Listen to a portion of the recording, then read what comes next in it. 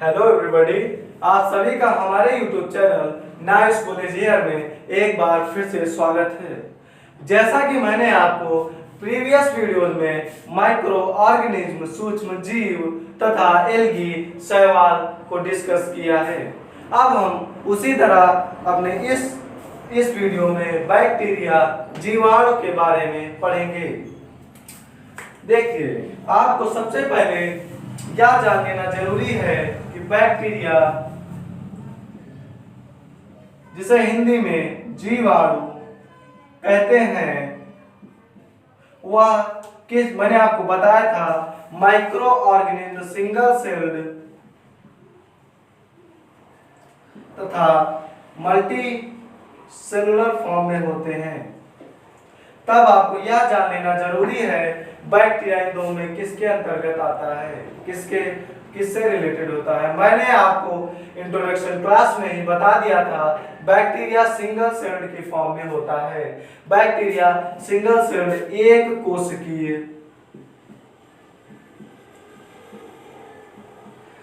कोशिकीय सूक्ष्म जीव है, जिसका का अन्य नाम यूनिसेलुलर भी होता है। इसे भी एक कोशिकीय ही कहते हैं, यूनिसेलुलर भी होता है। Bacteria single celled micro organism होता है और बैक्टीरिया यूनिसेलुलर विदाउट क्लोरोफिल भी होता है। Bacteria is unicellular plant without chlorophyll.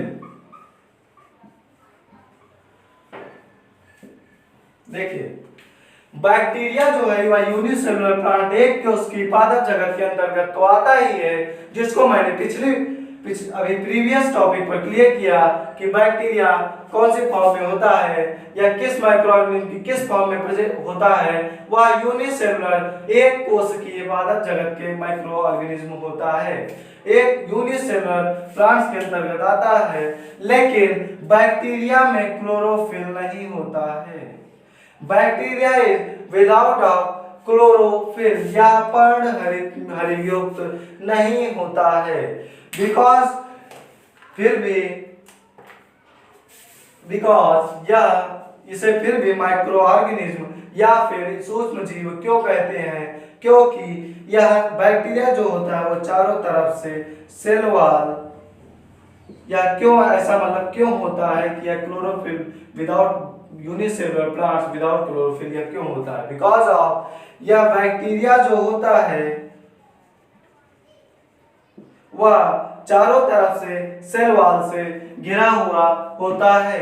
Bacteria, पहला पॉइंट है, बैक्टीरिया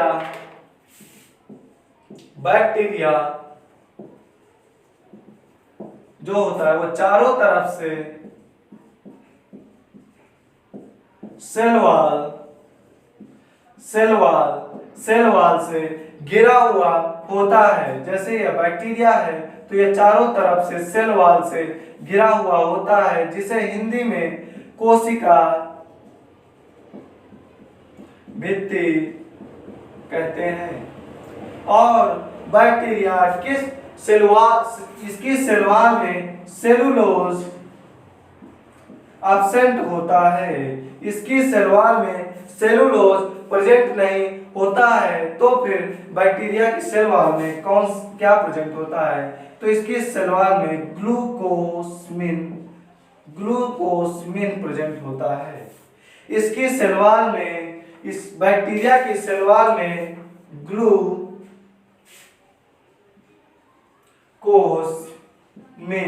जिसे हिंदी में भी ग्लूकोसमिन कहते हैं, यह प्रेजेंट होता है। बैक्टीरिया की सेल वॉल में ग्लूकोसमिन प्रेजेंट होता है। एक चीज और, बैक्टीरिया प्रोकैरियोटिक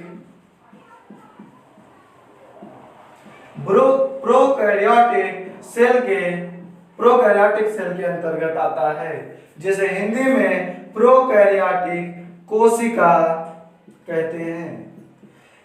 अब आपने यह जाना कि बैक्टीरिया प्रोकैरियोटिक सेल के अंतर्गत आता है, तब आपके मन में एक सवाल उठा होगा कि प्रोकैरियोटिक सेल फिर किसे कहते हैं। जब बैक्टीरिया की सेल वॉल सेलुलोज से नहीं बनी होती है या ग्लूकोसमिन से बनी होती है, तब बैक्टीरिया की जो प्रोकैरियोटिक सेल के अंतर्गत भी आता है, ग्लूकोसमिन से बनी होती है। और आपने यह भी जाना कि बैक्टीरिया प्रोकैरियोटिक सेल या फिर कोशिका प्रोकैरियोटिक कोशिका के अंतर्गत आता है, तब आपके मन में एक सवाल उठेगा कि प्रोकैरियोटिक सेल किसे कहते हैं। ये आपका टॉपिक नहीं है, फिर भी आप इतना जान लीजिए कि जब भी किसी भी सेल में न्यूक्लियस या फिर केंद्रक न्यूक्लियस या केंद्रक अस्पष्ट होता है, केंद्रक अस्पष्ट होता है और इसमें पाई जाने वाली सेल इधर उधर बिखरी हुई फॉर्म में होती हैं, इधर उधर बिखरी हुई फॉर्म में होती हैं, तब उसे प्रोकैरियोटिक सेल कहते हैं। इसमें पाई जाने वाली सेल बिखरी हुई फॉर्म में होती हैं, तब उसे प्रोकैरियोटिक सेल कहते हैं। अब आप आगे बढ़ेंगे और इसका दूसरा पॉइंट समझेंगे। अब आगे बढ़ेंगे, इसका पहला पॉइंट आपने जाना कि बैक्टीरिया के जो सेल बैक्टीरिया जो होते हैं जीवाणु, वो चारों तरफ से सेल वॉल से घिरे हुए होते हैं। यह पॉइंट आपको ये पॉइंट किसके अंतर्गत मैं बता रहा हूं, इसमें मैं बता रहा हूं जो आपने पढ़ा कि यह यूनिसेलुलर विदाउट क्लोरोफिल होते हैं, ये मैंने आपको बताया। तब आप सबसे पहले ये यूनिसेलुलर विदाउट क्लोरोफिल होते हैं, क्यों होते हैं? बिकॉज ऑफ में मैंने आपको पहला पॉइंट बताया, क्योंकि जो बैक्टीरिया होते हैं वो चारों तरफ से सेल वॉल से घिरे हुए होते हैं। तब अब आप दूसरा पॉइंट पढ़ेंगे, they can have synthesize food. ये संश्लेषण की प्रक्रिया से भी फूड अपना भोजन बनाते हैं। देखिए बैक्टीरिया में क्लोरोफिल, पादप जगत वाला जो क्लोरोफिल होता है, जो प्लांट्स का क्लोरोफिल होता है वो नहीं होता है, लेकिन बैक्टीरिया का खुद का एक क्लोरोफिल, इनका अलग क्लोरोफिल होता है, पर्णहरित युक्त होते हैं। इसी वजह से ये अपना भोजन सिंथेसाइज फूड के माध्यम से भी, संश्लेषण की क्रिया से भी, जैसे प्लांट अपना फूड प्रकाश संश्लेषण की क्रिया से बनाते हैं, तो उसी तरह ये भी संश्लेषण की क्रिया से, संश्लेषण की फूड सिंथेसिस के माध्यम से यह भी अपना भोजन बनाते हैं। आपने दूसरा पॉइंट क्लियर किया। अब हम पढ़ेंगे इसका तीसरा पॉइंट। पहला पॉइंट आपने एक बार फिर से रिवाइज कीजिए।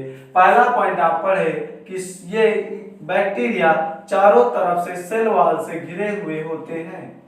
दूसरा पॉइंट आपने पढ़ा, they make their food by synthesis. ये संश्लेषण के माध्यम से अपना भोजन बनाते हैं, ये संश्लेषण के माध्यम से अपना भोजन बनाते हैं। अब आप दो पॉइंट, पहला पॉइंट आपने पढ़ा कि बैक्टीरिया चारों तरफ सेल वॉल से घिरे होते हैं। दूसरा पढ़ा, they make their food, they can make their food, ये बना सकते हैं अपना भोजन by the form of synthesis, संश्लेषण की क्रिया से। अब आप तीसरा पॉइंट भी जान लीजिए। जैसे मैंने आपको एल्गी शैवाल में बताया था कि यह मल्टीपल फॉर्म में मल्टीप्लाई होते हैं, गुणक की तरह। जैसे गुणा नहीं होता, दो गुना फॉर्म में, फिर 3 गुना फॉर्म में, ऐसे ही जैसे 2 है तो 4 हो जाए, 4 है तो 12 हो जाए, 2 गुना 3 गुना, ऐसे इस तरह ये मल्टीप्लाई होते हैं अन्य सूक्ष्म जीवों या फिर अदर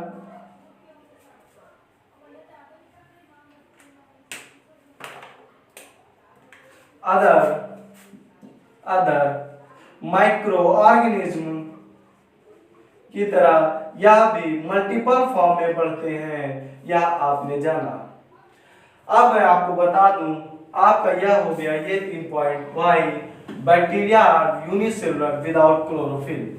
अब आपको मैं बता दूं, what is called study of bacteria.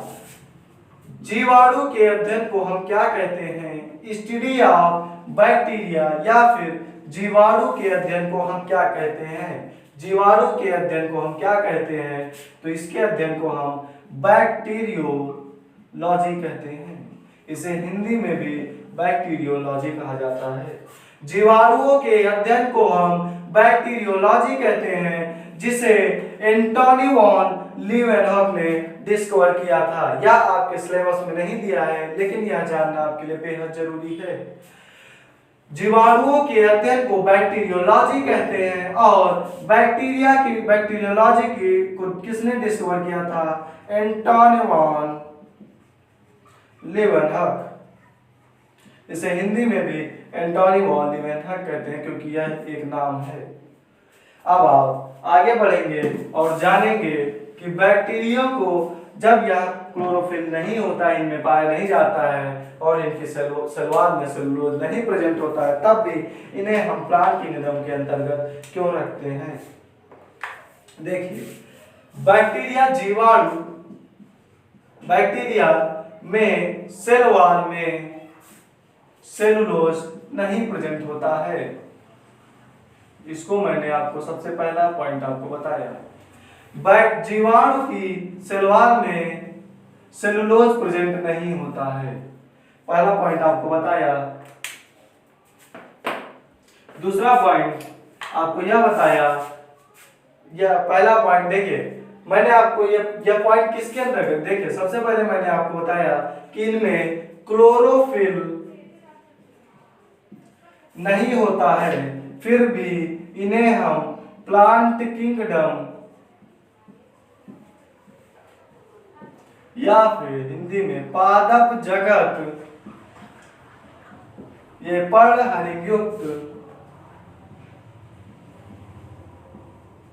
पर्णहरिंगयुक्त नहीं होते हैं, और फिर भी हम इन्हें पादप जगत के अंतर्गत इन्हें रखा गया है, या फिर हम इन्हें प्लांट किंगडम के अंतर्गत पढ़ते हैं।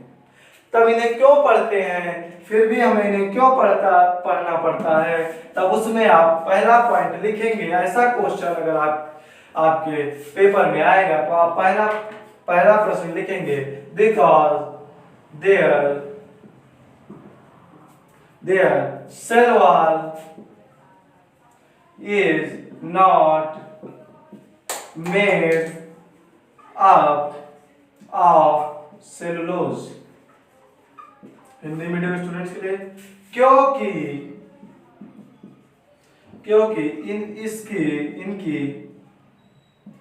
इनकी कोशिका भित्ति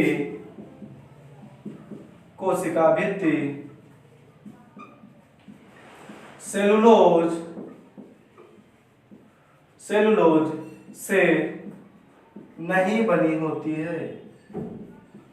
सबसे पहला पॉइंट आप पढ़ेंगे, क्योंकि इनकी कोशिका भित्ति सेलुलोज से नहीं बनी होती है। अगर आप देखिए, अगर आप इंग्लिश मीडियम स्टूडेंट हैं, अगर उसे आप हिंदी में पढ़ेंगे तब आपको बुक पढ़ने में अत्यधिक आसानी होगी। इसीलिए मैं हिंदी इंग्लिश बोथ में पढ़ा रहा हूँ। हिंदी मीडियम स्टूडेंट्स को इंग्लिश भी थोड़ी बहुत सीखने को मिलेगी, और इंग्लिश मीडियम स्टूडेंट को समझने में आसानी होगी। देखिए, यह इनमें क्लोरोफिल नहीं पाया जाता है, इसके बावजूद इन्हें हम प्लांट किंगडम के अंतर्गत रखते हैं, पढ़ते हैं। उसे क्यों? Because their cell wall is not made up of cellulose. Because इनकी जो सेल वॉल है वह सेलुलोज से नहीं, कि उसका भित्ति जो है वह सेलुलोज से नहीं बनी हुई होती है। उनकी जो सेल वॉल है, वह कोशिका भित्ति है, वह सेलुलोज से नहीं बनी हुई होती है। जो सेल वॉल है किसकी? बैक्टीरिया की। जो बैक्टीरिया की सेल वॉल है वह सेलुलोज से नहीं बनी हुई होती है। इसी वजह से हम इन्हें प्लांट किंगडम के अंतर्गत पढ़ते हैं। दूसरा पॉइंट, यह खाना या स्वपोषी होते हैं। देखिए, अभी हम पढ़ेंगे कि न्यूट्रिशन इन बैक्टीरिया। ठीक है, अभी हम पढ़ेंगे न्यूट्रिशन इन बैक्टीरिया, जीवाणु में पोषण। अभी हम यह टॉपिक पढ़ेंगे और उसी से हम इसका दूसरा पॉइंट सीखेंगे। देखिए, जो बैक्टीरिया होते हैं वह भी खुद सिंथेसिस, जैसे मैंने अभी आगे आपको बताया कि यह अपना भोजन सिंथेसिस फॉर्म में भी बनाते हैं। They make their food by form of synthesis. तो वहां पर आपको मैंने यह बताया, लेकिन जो इनका क्लोरोफिल होता है वह प्लांट के क्लोरोफिल से अलग होता है। वह प्लांट में पाया जाने वाला क्लोरोफिल से अलग होता है। जो बैक्टीरिया का क्लोरोफिल होता है वह प्लांट में पाए जाने वाले क्लोरोफिल से अलग होता है, इसीलिए इन्हें हम पादप जगत में भी पढ़ते हैं। आपको दोनों पॉइंट आपके क्लियर हो गए होंगे। अब हम अपना अगला टॉपिक पढ़ते हैं, न्यूट्रिशन इन बैक्टीरिया। देखिए, अगर आप इस तरह पढ़ेंगे तो आपको आगे काफी आसानी होगी। आप 9th 10th आगे आप कंपटीशन में पढ़ेंगे तो आपको इस पूरे टॉपिक को ज्यादा मेहनत नहीं करनी पड़ेगी, ऐसे ही आपको वो टॉपिक क्लियर हो जाएगा। यही देखकर मैं आपको पढ़ा रहा हूँ। देखिए, पहला आपको मैंने ये बताया था, वह ऑटोट्रॉप्स होते हैं या फिर स्वपोषी होते हैं। वह ऑटोट्रॉप्स या फिर स्वपोषी होते हैं। और उसमें बैक्टीरिया भी ऑटोट्रॉप या फिर स्वपोषी होते हैं। ऑटोट्रॉप्स का अर्थ होता है जो अपना खाना प्रकाश संश्लेषण या फिर फोटोसिंथेसिस के माध्यम से बनाए। जो अपना खाना प्रकाश संश्लेषण या फिर फोटोसिंथेसिस के माध्यम से बनाए। They make their food by own, खुद के द्वारा जो अपना खाना बनाए उन्हें हम ऑटोट्रॉप कहते हैं, जिसके अंतर्गत कुछ बैक्टीरिया आते हैं। दूसरा आप पढ़ेंगे, पहला आप ऑटोट्रॉप पढ़ेंगे, दूसरा आप पढ़ेंगे परजीवी या फिर पैरासाइट्स। दूसरा यह पैरासाइट्स के माध्यम से न्यूट्रिशन प्राप्त करते हैं। पैरासाइट परजीवी के माध्यम से। देखिए, बैक्टीरिया जो होते हैं वह परजीवी भी होते हैं, इसीलिए ये अपना न्यूट्रिशन पोषण परजीवी या फिर पैरासाइट्स के फॉर्म में भी प्राप्त करते हैं। जैसे आप देखेंगे टीबी, ट्यूबरकुलोसिस, यह किसकी वजह से होता है? बैक्टीरिया। हैजा, कॉलरा, यह किसकी वजह से होता है? या कोलेरा, यह किसकी वजह से होता है? बैक्टीरिया। देखिए, जब कोई परजीवी, ये टीबी में एक बैक्टीरिया टीबी उत्पन्न करता है, तब वह आपके विभिन्न अंगों में, आपके शरीर के डिफरेंट पार्ट्स में जाकर वहां से न्यूट्रिशन या फिर पोषण प्राप्त करता है। इसी वजह से इनके न्यूट्रिशन इन बैक्टीरिया में एक पॉइंट आप परजीवी या पैरासाइट्स में पढ़ेंगे। तीसरा पॉइंट आप पढ़ेंगे जो कि मैंने आपको बताया था आपको माइक्रो ऑर्गेनिज्म के इंट्रोडक्शन में, कि माइक्रो ऑर्गेनिज्म सहजीवी पोषण भी लेते हैं। जैसे राइजोबियम आपको एक बैक्टीरिया मैंने बताया था जो राइजोबियम, आप एक बैक्टीरिया पढ़ेंगे राइजोबियम जो दाल के पौधे की जड़ में होता है।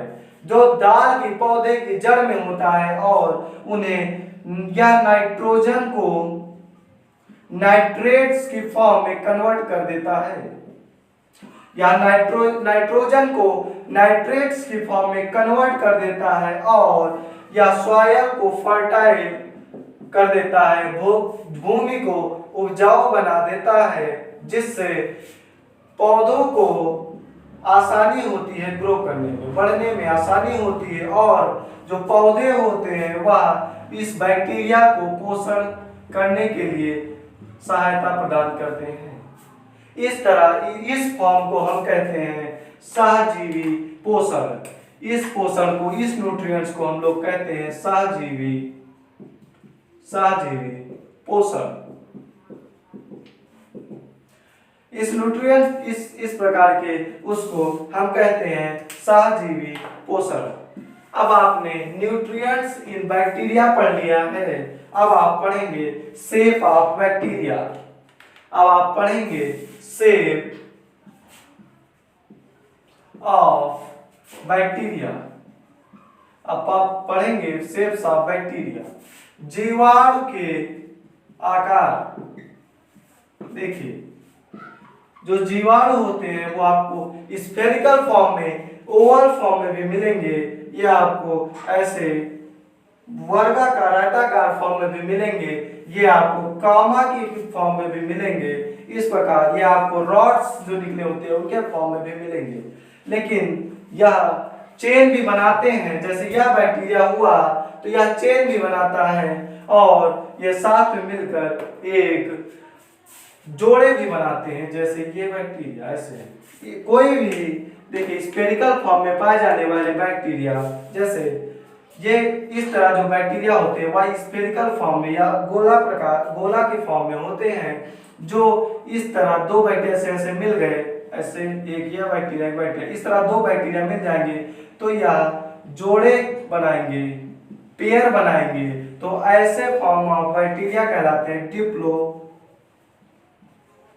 डिप्लोकोकाई। इस तरह के बैक्टीरिया के फॉर्म को हम डिप्लोकोकाई कहते हैं, जिसे हिंदी में भी डिप्लोकोकी कहते हैं। डिप्लोकोकी यह भी एक बैक्टीरिया का शेप होता है। जब भी कोई भी स्फेरिकल बैक्टीरिया जोड़े बनाए मिलकर उसे हम डिप्लोकोकाई कहेंगे। पहला फॉर्म यह हो गया। दूसरा फॉर्म, पहला फॉर्म यह हो गया। दूसरा फॉर्म, जब भी स्फेरिकल बैक्टीरिया मिलकर इस तरह संगठन करके एक ग्रुप का निर्माण करते हैं तो इस तरह के बैक्टीरिया को हम टेट्राड या फिर टेट्राकोकाई भी कहते हैं। टेट्राकोकाई भी कहते हैं। इसे हिंदी में टेट्राकोकी कहा जाता है। जब भी बैक्टीरिया स्फेरिकल शेप के बैक्टीरिया आपस में मिलकर जोड़े या संगठन बनाए उन्हें हम टेट्राड या फिर टेट्राकोई फॉर्म भी कहते हैं। अब एक और फॉर्म पढ़ेंगे, यह फॉर्म आपको क्लियर हो गई होगी। अब एक और फॉर्म आप पढ़ेंगे, जैसे कोई भी स्फेरिकल बैक्टीरिया, स्फेरिकल नहीं, अभी कोई भी स्फेरिकल बैक्टीरिया या फिर गोलाकार बैक्टीरिया इस तरह मिलकर एक चैन बनाए, आपस में जुड़कर एक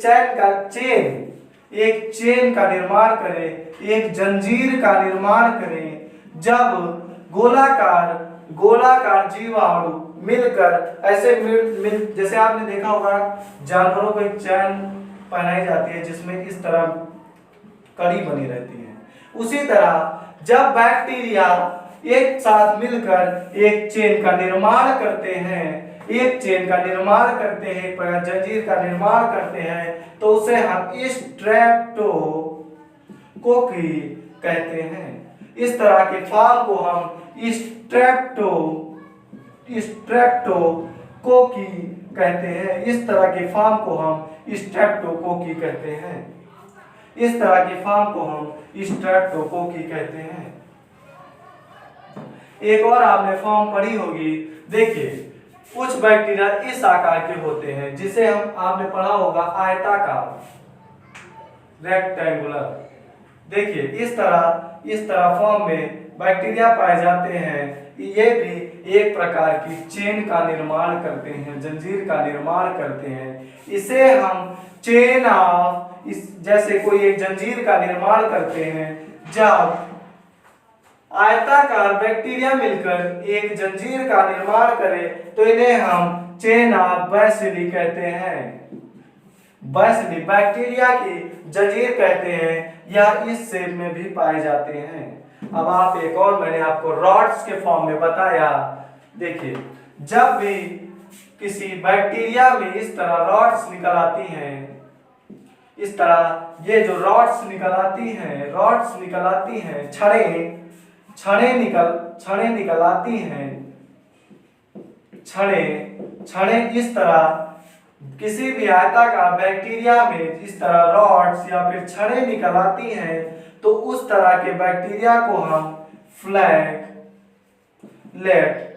कहते हैं। इस तरह के फॉर्म को हम फ्लैगलेट लेट फॉर्म या फिर फ्लैगलेट रॉड्स कहते हैं। FLAGE इनकी जो फॉर्म होती है वो हिंदी इंग्लिश में एक ही होती है, इसलिए मैं इंग्लिश में लिख रहा हूँ।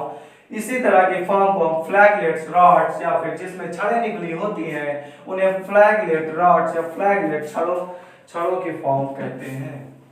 अब आप लास्ट पढ़ेंगे कि बैक्टीरिया की फॉर्म कैसे होती है। उसमें एक कामा आपने देखा होगा, इंग्लिश में एक लिखता है साइन कामा। इसी तरह जब कोई बैक्टीरिया इस तरह फॉर्म में हो, जब कोई बैक्टीरिया एक रॉड निकली हो, छड़ निकली हो ऐसे, और वह ऐसे हो उल्ट, देखिए यह एक हो गया आपका बैक्टीरिया और यहां से निकल गई छड़, कामा की फॉर्म में हो, उसे हम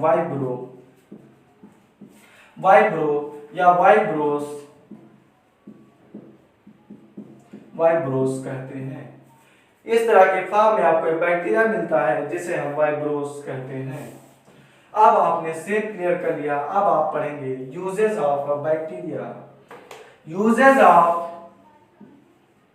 बैक्टीरिया, जीवाणु के उपयोग। देखिए इन्हें हम देखिए अभी टाइम अब हो गया है, अब हम इसे यहीं छोड़ते हैं इस सेशन को, क्योंकि अभी यूजेस ऑफ बैक्टीरिया पढ़ने में, इसे समझने में हमें कम से कम 10 मिनट 15 मिनट का टाइम चाहिए। यूजेस और हार्मफुल इफेक्ट्स पढ़ने के बाद बैक्टीरिया टॉपिक खत्म हो जाएगा, जिससे आप जब भी आप अपनी बुक से पढ़ेंगे तो इतना गहन आपको अध्ययन हो जाएगा, शायद आप क्लास में सबसे ज्यादा जान जाएंगे अगर यह पढ़ेंगे तब। तो आज के लिए इतना ही रखते हैं, कल फिर हम इसके आगे कंटिन्यू करेंगे और 2 वीडियो में आपके इस पूरे चैप्टर को हम फिनिश करेंगे। तो थैंक यू, आज के लिए बस इतना ही। अगर आपको हमारा सेशन अच्छा लगा हो तो इस वीडियो को लाइक कीजिए, हमारे चैनल को सब्सक्राइब कीजिए और दिए गए डिस्क्रिप्शन में लिंक पर पिछली वीडियो को देखिए और अपने फ्रेंड्स में शेयर कीजिए और कमेंट करके हमें बताइए कि आपको हमारा सेशन कैसा लगा। धन्यवाद। Have a nice day.